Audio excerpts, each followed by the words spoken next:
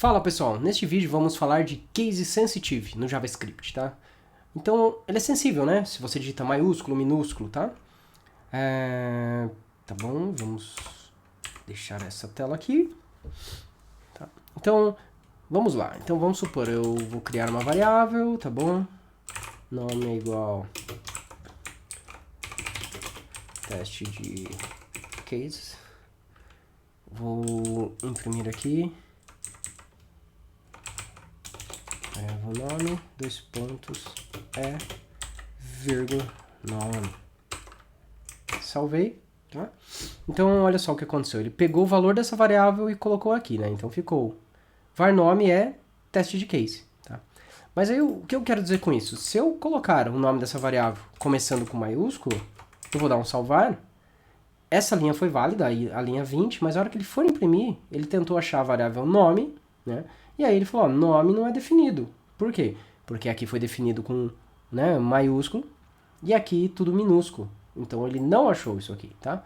Então pra gente corrigir isso, aqui tem que ser igual, tá bom? Então isso é o seu case sensitivo. Então ele é sensível se tá maiúsculo ou minúsculo, tá bom? Então esse é o primeiro ponto. E aí com isso tem convenções, tá? E essas convenções em programação é o seguinte, cada linguagem tem uma convenção. Então, por exemplo, se você pegar no Python, é muito comum ser o padrão snake case, ou seja, tudo que você vai criar, então ele fala que é tudo minúsculo, separado, né? Separado, se você quiser dar um, né? Porque, vou voltando, se eu dar um espaço aqui, isso aqui é uma sintaxe inválida, porque eu falei nome teste, né? Ou vamos pensar assim, ó, nome completo, tá? Então, nome completo, tá?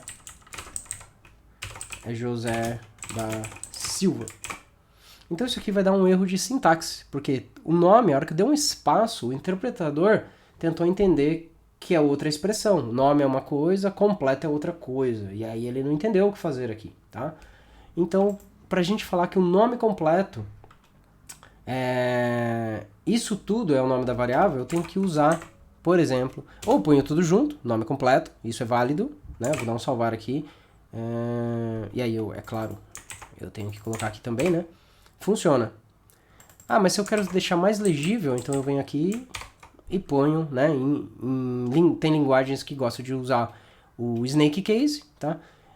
E tem outros que usam, por exemplo, nome, daí o completo põe um czão, né? Que é pra gente colocar nomes compostos, vamos falar assim, nomes compostos, a gente põe dessa forma, tá? Ao invés de usar o underline, a gente coloca um maiúsculo. Então ele começa minúsculo e depois quando tiver o segundo nome, a gente põe em maiúsculo, né?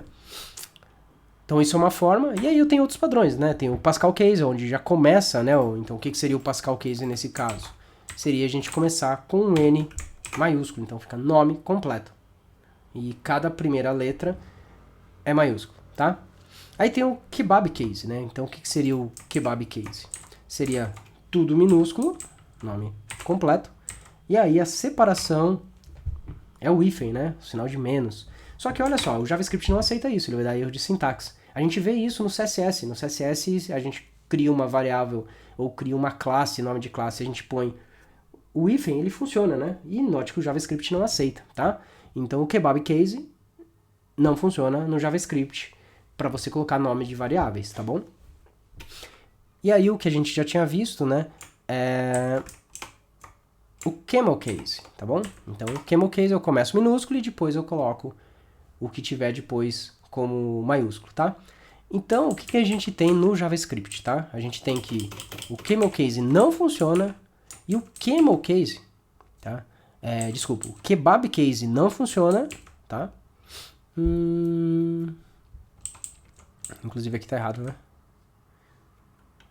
Kebab case. Kebab case não funciona, tá? E o camel case é o que a gente vê mais comum no JavaScript. Por quê? Nós estamos falando de convenção. Então, convenção se eu... a sintaxe é válida, né? Se eu colocar assim, nome completo, né? Então eu coloquei tudo assim aleatório, mas eu estou seguindo aqui na linha 20 eu declarei, e na linha 22 eu estou imprimindo, eu dou um salvar, funciona. Então isso aqui é uma sintaxe válida. Só que a galera gosta de seguir uma convenção, tá? Então, no JavaScript, a convenção é usar o máximo que a gente pode o camel case, tá bom? E aí o que que tem? Depende quando a gente está criando objetos, a gente está criando classes, tá? Que é coisa que a gente vai ver mais para frente. Aí a gente usa o padrão Pascal Case, tá? Então, basicamente, quais são as convenções no JavaScript, tá? Então, as convenções no JavaScript são... vamos colocar assim, o padrão Camel Case, tá bom? Esse aqui é o padrão no JavaScript, então a gente vai usar aqui um Camel Case, tá? Quando a gente for criar classes e objetos, a gente usa o Pascal Case, legal? Quando é constante, né? Então, quando a gente cria uma variável, a gente quer falar que ela não muda, ela não vai mudar, então geralmente a gente vai criar tudo maiúsculo, tá? Então, quando vai ser uma constante, né? Constante, a gente vai falar, ó, isso aqui não vai mudar, nunca muda, tá bom? Então a gente pega uma constante, tá? Daí depois a gente vai entender melhor, daí a gente vai usar inclusive outra sintaxe aqui, não vai ser var mais, vai ser const, tá? Mas a gente vai ver isso em outro vídeo. Mas pensa que quando você vê uma variável tudo maiúsculo, entenda que aquilo foi criada uma variável onde essa variável não vai mudar, tá bom?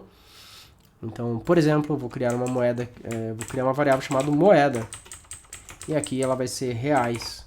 Então, eu sei que aqui no Brasil a gente não vai mudar isso, então todo lugar que eu ver moeda eu sei que vai ser algo fixo, tá bom?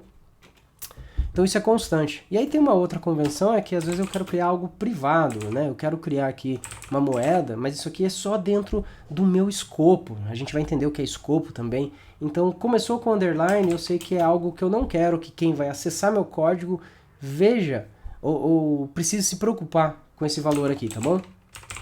Então tem essas pequenas convenções, tá? Que eu acho que vale a pena a gente entender um pouco no mundo JavaScript. Então isso aqui é, né, um resumo do case sensitive e algumas convenções, boas práticas que a gente tem que tentar aplicar no nosso código, tá bom? Então o resumo é esse. Então espero que vocês tenham gostado e até o próximo vídeo.